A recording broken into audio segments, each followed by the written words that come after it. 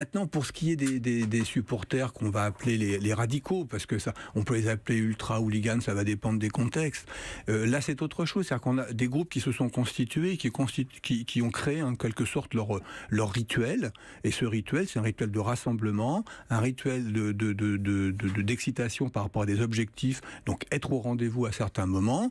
Et voilà. Donc, c'est alors, disons, on peut analyser que pour leur vie à eux, voilà, ils ont besoin de se défouloir, mais c'est que partiellement une explication.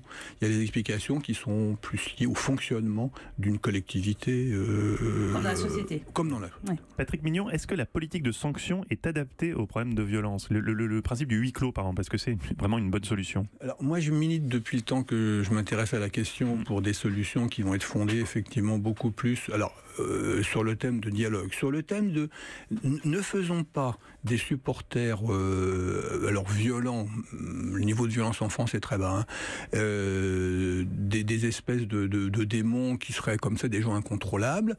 Posons-nous la question d'abord de qu'est-ce que c'est qu'aujourd'hui un club de football dans une ville, qu'est-ce que c'est que ce mouvement de gens qui veulent se rassembler et soutenir leur club, que ces gens-là là-dedans, il y a des gens qui sont des gens très peu fréquentables pour plein de raisons idéologiques, etc., et d'autres qui le sont parfaitement, qui ont simplement envie d'être des acteurs du football. Et donc mettons en place les dispositifs qui n'ont pas de répression. La répression, ça marche pour les gens qui ont besoin de réprimer, il n'y a pas de problème.